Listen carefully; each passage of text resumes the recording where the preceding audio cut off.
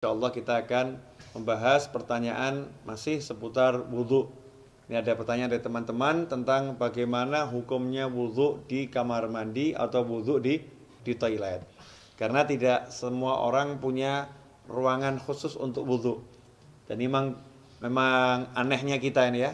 Kita ini kalau bangun rumah ada ruangan untuk mandi, ada ruangan untuk masak, ada ruangan untuk tidur, ada ruangan untuk ngopi. Tapi untuk ibadah yang paling penting sholat, musola enggak ada. Kemudian fasilitas untuk sholat, wudhu juga tidak disediakan khusus. Ini kita kelemahannya. Menyikapi hal itu, maka timbul pertanyaan, kalau wudhunya tidak di ruangan khusus, ya tidak di ruangan khusus untuk wudhu atau enggak punya padasan. Kalau orang Jawa dulu punya padasan ya, gentong yang ada lubangnya di bawah, taruh di halaman untuk minum atau untuk wudhu. Kalau nggak punya seperti itu, adanya kamar mandi, adanya toilet, atau ketika di mall atau di pasar, wudhunya tidak di tempat khusus wudhu, tidak di luar ruangan, tapi di dalam toilet, di dalam kamar mandi, atau di dalam WC kalau bahasa umumnya ya. Kira-kira seperti apa? Sah tidak wudhunya? Kalau ditanya wudhunya sah atau tidak, maka wudhunya sah kalau memang syarat-syarat sahnya wudhu dipenuhi, kemudian hal-hal yang membatalkan wudhu tidak dilakukan, wudhunya sah-sah saja. Tetapi timbul masalah, orang wudhu itu ada sunnah-sunnah dan ada adab. Di antara sunnah-sunnahnya adalah membaca Bismillahirrahmanirrahim di awal wudhu seperti yang sudah dijelaskan. Kemudian nanti ada doa setelah wudhu. Dan ada adab-adab yang diajarkan oleh para ulama. Ada ulama-ulama yang menyusun doa-doa ketika basuh wajah, doa ketika berkumur, doa ketika membasuh tangan, doa ketika membasuh kaki, seperti yang dijelaskan oleh Imam Ghazali dalam kitabnya Bidayatul Hidayah. Jadi memang doa-doa itu tidak diajarkan Rasulullah SAW, tapi orang diajarkan untuk berdoa kapanpun ya. Apalagi kalau doa ini dari para ulama. Lantas bagaimana kita mau membaca doa di dalam kamar mandi? Atau kita mau membaca Bismillahirrahmanirrahim sedangkan di dalam kamar mandi. Sementara kita ketahui Nabi kita Muhammad SAW mengajarkan agar kita tidak membaca lafzul jalalah, asma Allah, atau ayat-ayat Al-Quran, atau doa-doa di dalam toilet, di dalam kamar mandi. Emang apakah ada sumber hadisnya? Ada. Kita semua tahu baginda Muhammad SAW itu punya cincin. Ya, punya cincin. Khatiman min fiddah, dari perak. Ya, Rasulullah punya cincin dari perak, yang cincin itu fungsinya sekaligus sebagai stempel. Ya, fungsinya sebagai stempel.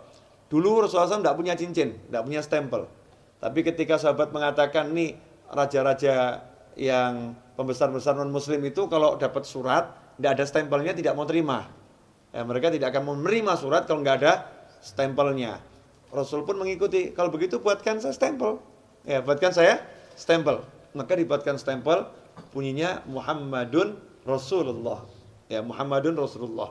Jadi Allahnya paling atas, berupa cincin dari perak. Ketika Rasulullah wafat SAW, setelah wafatnya Rasulullah, cincin itu dipakai oleh Sayyidina Abu Bakar As-Siddiq radhiyallahu anhu. Setelah wafatnya Sayyidina Abu Bakar dipakai oleh Sayyidina Umar ibn Khattab. Kemudian dipakai oleh Sayyidina Utsman bin Affan radhiyallahu anhu. Nah, ketika dipakai Sayyidina Utsman, cincin itu jatuh ke Bir Aris, ya, sumur Aris. Ya, kemudian tidak ditemukan lagi. Nah, apa dasarnya? Ketika Rasulullah masuk ke khala, ke tempat buang hajat, Rasulullah selalu melepas cincinnya. Jadi ketika masuk ke tempat buang hajat, Rasulullah SAW selalu melepas cincinnya. Karena di cincinnya itu ada tulisan Muhammadun Rasulullah. Kalau membawa tulisan aja tidak dianjurkan, apalagi mengucapkannya. Ya, membawanya aja tidak dianjurkan, apalagi mengucapkannya. Berdasarkan hadis tersebut, bagaimana diriwayatkan oleh Imam Al-Hakim, ya, dalam kitabnya Al-Mustadrak Al-Sahihain. Di situ beliau menyatakan, anna Rasulullah labisa khatiman naksuhu Muhammadur Rasulullah fakana idza dakhala al-khala wada'ahu. Kata Al-Hakim dalam kitab Al-Mustadrak, Az-Zuhri menyebutkan bahwasanya Rasulullah SAW punya cincin yang tulisannya adalah Muhammadun Rasulullah. Idza dakhala al-khala wada'ahu. Kalau masuk ke khala, ke toilet, Rasulullah SAW selalu melepaskan cincinnya tersebut. Hadis ini sahih menurut syarat Imam Bukhari dan Muslim, tapi tidak dicantumkan dalam kitab hadis Bukhari maupun Muslim. Maka ditulis oleh Al-Hakim dalam kitabnya Al-Mustadrak yang disusulkan, ya hadis-hadis yang diusulkan. Sebetulnya menurut Bukhari dan Muslim sahih, tetapi belum atau tidak dicantumkan dalam kitab Bukhari maupun kitab Muslim.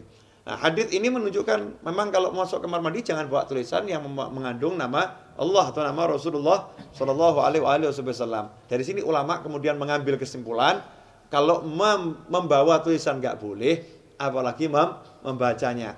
Bukan haram ya, tidak boleh dalam arti tidak beradab atau kurang sopan.